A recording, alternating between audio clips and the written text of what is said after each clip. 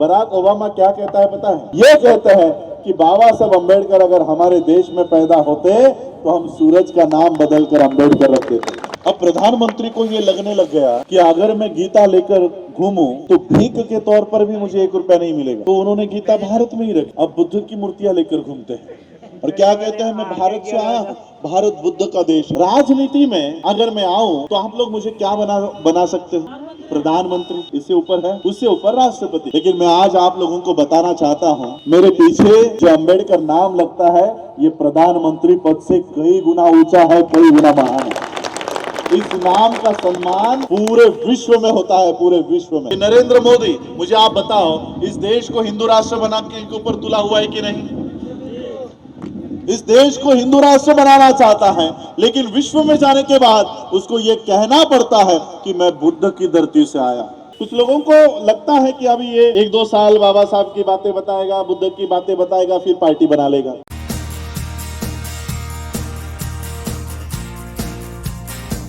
आपके ही बिहार में ये बुद्ध की धरती है। अभी पिछले 1 या 2 हफ्ते पहले कुशीनगर में मेरे ख्याल से इस देश का प्रधानमंत्री बुद्ध की वंदना कर रहा है। क्या कहता है? नमो बुद्धाय। इस देश के प्रधानमंत्री को पता है कि बुद्ध में कितनी ताकत है और आपको पता नहीं। जो बिहार में रह रहे उनको पता नहीं चल रहा कितनी बड़ी ताकत बाबा साहब आपके हाथ में देकर गए हैं, लेकिन वो ताकत हम किसी और के हाथ में समा दे रहे हैं। बाबा साहब अम्बेडकर जी ने इस बुद्धिज्म के माध्यम से, बौद्ध धर्म के माध्यम से विश्व के बौद्ध राष्ट्रों से हमको जोड़ा है, लेकिन वहां तक हम नहीं जा पा रहे। हमारी ओर से कौन जाता है? मैं संयुक्त राष्ट्रों के बैठकों में जाता हूं, वर्ल्ड फेलोशिप ऑफ बुद्धिस्ट के बैठकों में जाता हूं। जिस वर्ल्ड फेलोशिप ऑफ बुद्धिस्ट से 24-27 देशों से बाबा साहब ने शुरुआत की थी, आज 128 देशों तक ये संगठन फैल चुका है। उस 128 वर्ल्ड फेलोशिप ऑफ बुद्धिस्ट के 128 देशों का स्टैंडिंग कमेटी सेक्रेटरी पद पर आज मैं काम कर रहा हूं। मुझे, हम लोग जब यहाँ पर बैठे हुए थे गेस्ट हाउस में सामने के, कुछ हमारी बहनों ने एक सवाल किया था कि आप आगे चलकर राजनीति में आने वाले हो, क्या करने वाले हो, हमें बताओ। कुछ लोगों को लगता है कि अभी ये 1-2 साल बाबा साहब की बातें बताएगा, बुद्ध की बातें बताएगा, फिर पार्टी बना लेगा, फिर सांसद बनेगा, मंत्री बनेगा। राजनीति में अगर मैं आऊं तो आप लोग मुझे क्या बना सकते हो?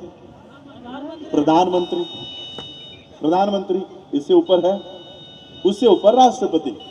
लेकिन मैं आज आप लोगों को बताना चाहता हूं, मेरे पीछे जो अम्बेडकर नाम लगता है ये प्रधानमंत्री पद से कई गुना ऊंचा है, कई गुना महान है। इस नाम का सम्मान पूरे विश्व में होता है, पूरे विश्व में। बराक ओबामा क्या कहता है पता है? बराक ओबामा पता है ना आप सभी लोगों को? ये बाइडेन से पहले, ट्रंप से पहले वो यूएस के प्रेसिडेंट हुआ करते थे।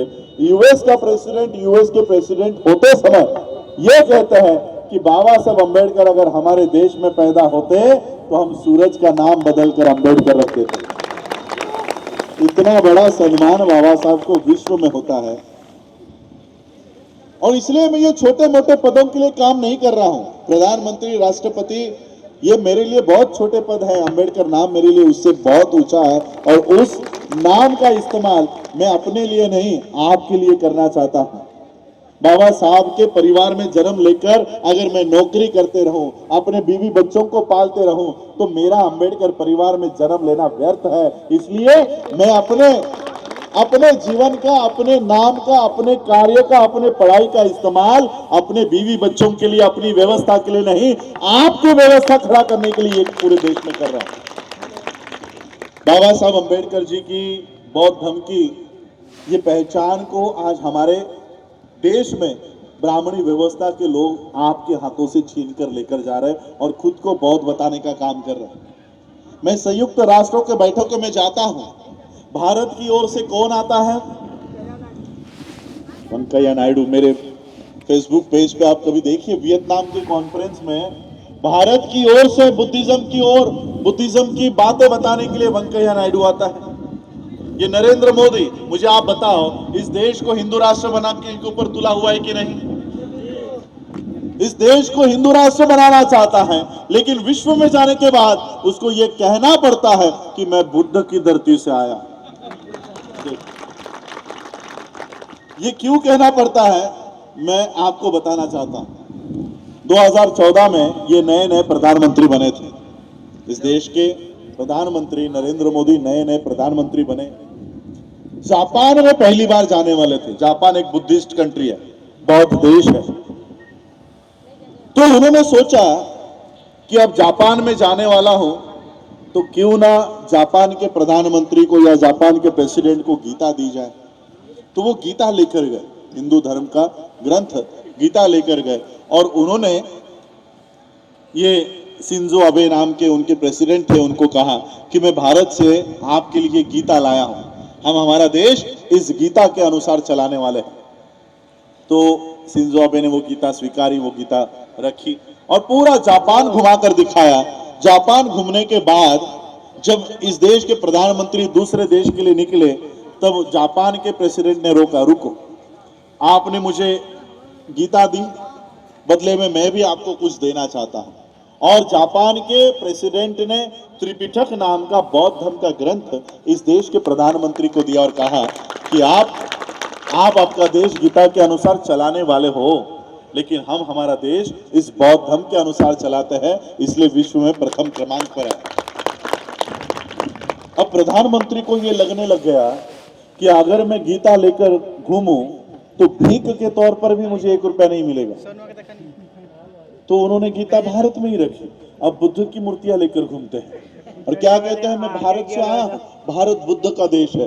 जापान हो, थाईलैंड हो, श्रीलंका हो, सिंगापुर हो, यूएस हो, यूके हो, सब लोग भर भर के पैसा दे रहे हैं। क्यों? कि भारत के बौद्धों की विकास होनी चाहिए, भारत के बौद्धों का यहाँ पर डेवलपमेंट होना चाहिए। आपके लिए पूरा विश्व इस देश को पैसा दे रहा है, लेकिन हम चमार हैं, हम गडियारे हैं, हम पासी है, हम पता नहीं क्या क्या जाति आपके यहाँ होते, दुसाध है, पासवान है, हाँ, मांझी है,